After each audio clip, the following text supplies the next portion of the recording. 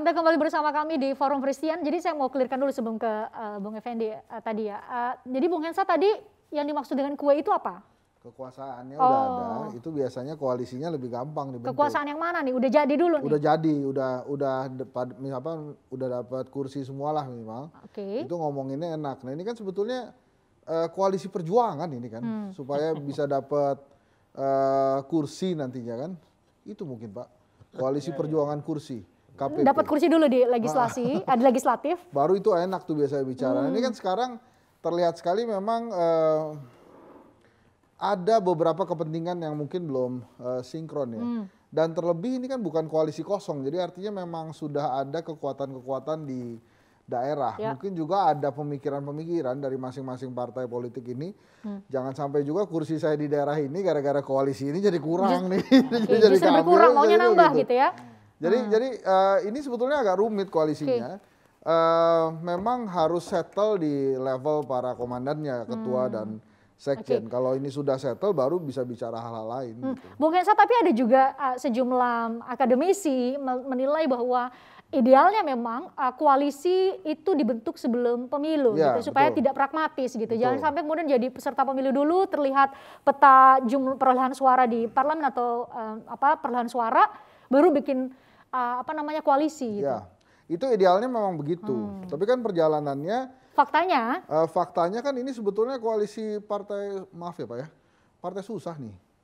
Jadi kenapa bisa bilang? Karena belum nembus parlemen kan. Ya. Nah biasanya begini-begini ini kalau dilihat ada jalan yang lebih enak gitu ya, ini agak goyang juga gitu.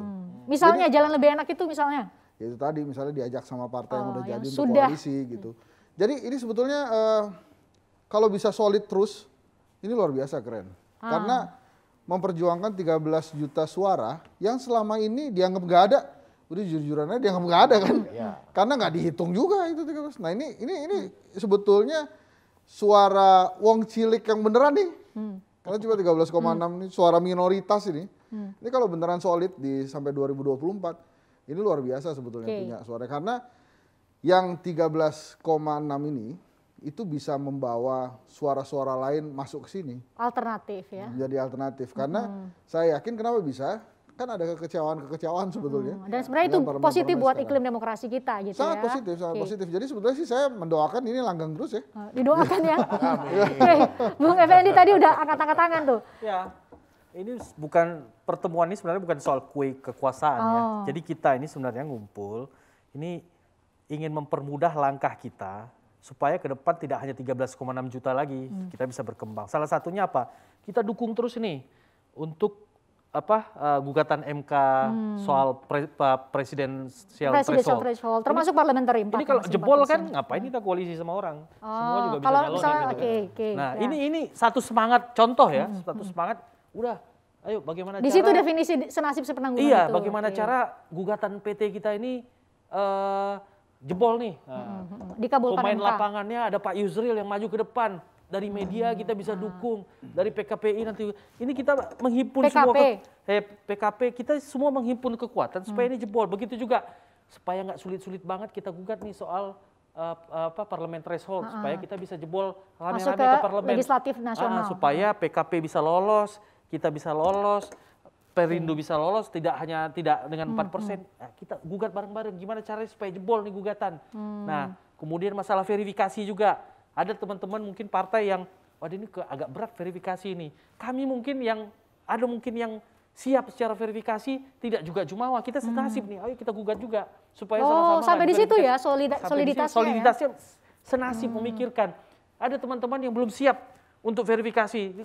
Kita ya udah kita bagaimana caranya nggak perlu verifikasi, kita gugat undang-undang verifikasi itu syaratnya berarti mungkin kalau kami punya datanya bisa kami tunjukkan syaratnya harus 100% di 34 provinsi, kabupaten dan 75% kabupaten dan 50% kecamatan. Oh, 50% kecamatan. Ini syarat yang tidak mudah juga gitu tidak ya. Tidak mudah. Verifikasi itu kalau partai yang di parlemen pun diverifikasi dan itu verifikasinya benar-benar verifikasi, mereka pun belum tentu lulus. Dan sekarang masalahnya mereka nggak diverifikasi kan.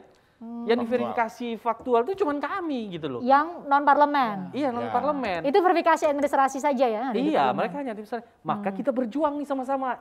Gimana caranya supaya undang-undang ini kita gagalin gitu loh. Nah, jadi ini Artinya kan kita sini mencari keadilan. Bukan digagalkan, mungkin Mencari diuji keadilan, materinya kan? ke Uji. MK dan dikabulkan oleh artinya MK. kita ini pengen senasib gitu loh, senasib. Udahlah.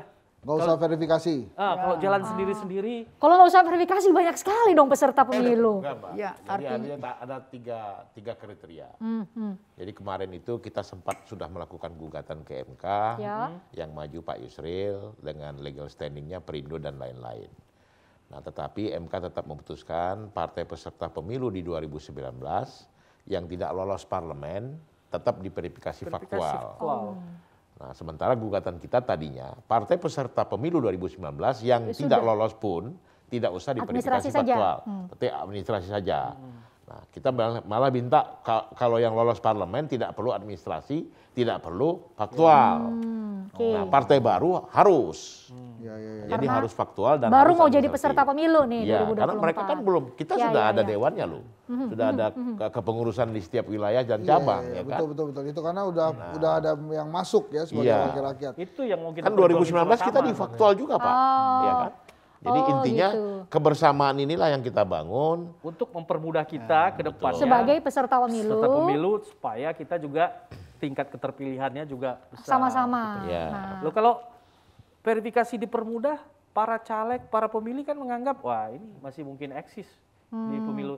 Ya kalau dipersulit misalnya gini kan, kadang-kadang pemilih-pemilih dari dia mungkin akan Oke. lebih milih yang lain. Nah, Ini yang kita Pak Effendi perjuangkan. ini mungkin harus dikasih logika demokrasinya gitu ya. Kenapa harus memudahkan partai-partai non parlemen, mempermudah partai-partai non parlemen untuk lolos verifikasi faktual. Kalau perlu tidak ada verifikasi faktual. Apa untungnya buat kami pemilih? Enggak, bukan dipermudah. Artinya kalau dulu-dulu kan semua diperlakukan sama nih Ya, ya. dalam hal verifikasi kan Faktual dan administrasi. dengan Faktual dan yang di administrasi. parlemen.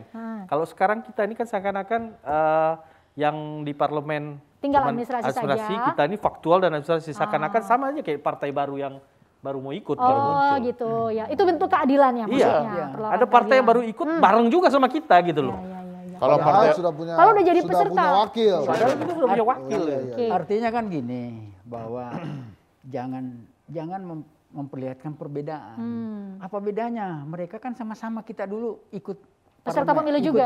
pemilu. Iya. Kecuali kita tidak pernah ikut. Ini kan sudah sama-sama ikut. Hanya memang ya seperti disampaikan, kita pada saat ada yang tidak lolos di parlemen. Tidak lolos parliamentary Tapi threshold-nya. kita lolos dulu dalam hal verifikasi baik administrasi maupun faktual. Jadi- Kenapa mesti harus dirubah Jadi lagi? Mundur Ini kan lagi gitu. untuk keadilannya 2019 gimana? untuk menjadi peserta pemilu kan kita diverifikasi administrasi dan faktual. Faktual.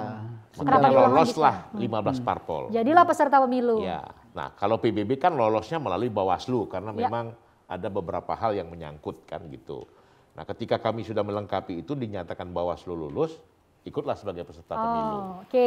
Nah, sekarang pun tahapannya begitu. Yang parlemen tidak perlu faktual, tapi kami yang sudah ikut pemilu 2019 Perlu pernah di faktual. faktual administrasi tetap dilakukan seperti partai baru. Jadi keadilan bagaimana yang kita lihat. Makanya kami menuntut keadilan Oke. agar partai peserta 2019 yang tidak lolos parlemen tetap tidak usah di faktual tapi cukup administrasi. Oh, Pak Abdullah ini apa poinnya atau intinya kenapa nggak mau diverifikasi faktual? Itu sesuatu yang sulit atau ada alasan lain?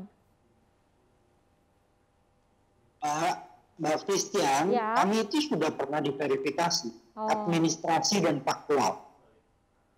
Kalau kita diberlakukan lagi verifikasi yang sama, apa bedanya kami dengan yang lalu? Yang lalu kami sudah kesulitannya sangat sulit. Kita harus mengumpulkan banyak orang panggil satu-satu, bener nggak anggota partai Garuda, benar nggak domisili di sini, KPA-nya mana, di tiap-tiap kabupaten. Harus memiliki kepengurusan 100% provinsi, 175% kabupaten kota, 50% kecamatan. Ini harus mengulangi lagi. Apa bedanya kami yang verifikasi dulu dengan verifikasi sekarang? Sebenarnya ini beberapa contoh poin saja. Ini kami senasib sepenanggungan. Sebenarnya banyak hal lain yang sebenarnya ingin kami belum saatnya kami buka di publik. Ini salah satu contohnya saja. Agar Mas Hendri juga sering-sering diskusi di TV bareng kami gitu. Tapi ini poinnya adalah kami ingin terus mencari formulasi, menjadi bahan diskusi, dan kami ingin menyampaikan kepada publik bahwa sesungguhnya kami ini punya suara loh, 13,6 juta. Jangan lupa kami itu ada Garuda, ada PKP, ada Bulan Bintang, ada Perindo, ada Berkarya, yang memang kami ini sudah pernah diuji sebelumnya, dan kita siap fight untuk 2024. Nah, makanya sementara pelan-pelan dulu kami buka koalisi ini, nanti akan ada kejutan-kejutan. Jadi Mas Indra mohon bersabar. Oh, ada kejutan-kejutan. Wah, ini kita nggak sabar nih nunggu kejutannya nih. Kira-kira apa? Nggak, tapi itu masuk akal sih. Maksud Kenapa? saya gini. Yang mana? Yang Kalau verifikasi udah pernah- faktual. Iya kan, oke lah, verifikasi faktual dan verifikasi administrasi itu ada gitu ya. Tapi kan ini masalahnya udah Jadi nembus peserta DPRD pemilu. gitu.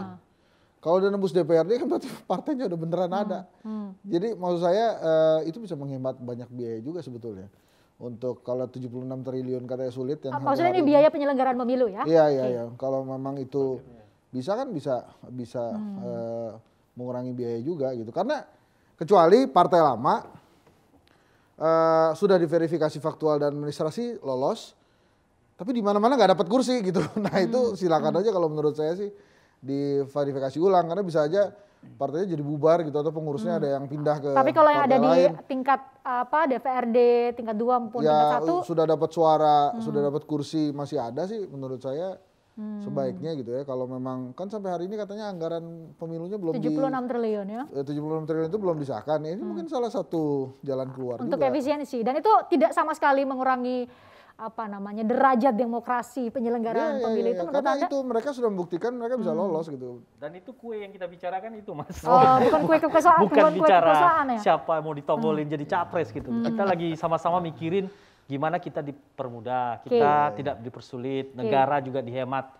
Soal Bahkan biaya kan sekarang pemilu. katanya thresholdnya turun terus tuh. Jadi artinya misalnya nih 4% di Parlemen. DPR nasional gitu ya. Itu DPRD 1 dan DPRD 2-nya juga ada threshold juga.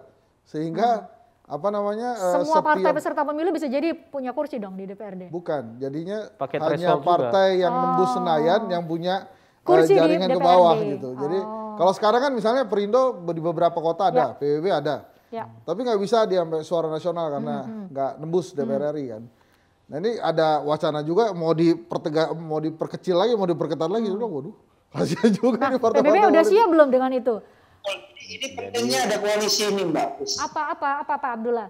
Ini pentingnya ada untuk menjaga agar suara rakyat di level paling bawah itu tidak hangus, tidak hilang. Oke, itu ya. Kita tetap punya anggota DPR, mereka yang dipilih oleh rakyat juga memiliki kewajiban untuk mengabdi kepada rakyat di parlemen.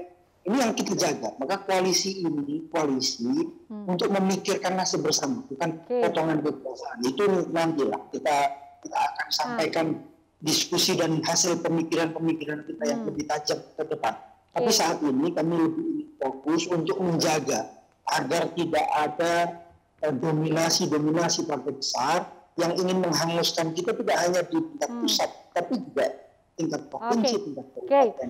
Pak Abdullah, diskusi rutin dalam. Oke, Pak Abdullah, benarkah, nanti saya mau uji nih, nanti Bung Hensan jawab ya setelah jeda, tapi benarkah narasi itu dengan tidak adanya mekanisme atau tidak ada kursi di DPR maka hangus suara yang dimiliki oleh partai-partai yang non parlemen ini? Itulah logika demokrasi kita saat ini, atau sebenarnya ada alternatif lain sebenarnya untuk partai-partai non parlemen juga untuk tetap mengawal 13,7 juta suara rakyat Indonesia? Tapi harus jeda, usai jeda saya akan minta Bung Hensan untuk menjawab sesaat lagi di Forum Christian.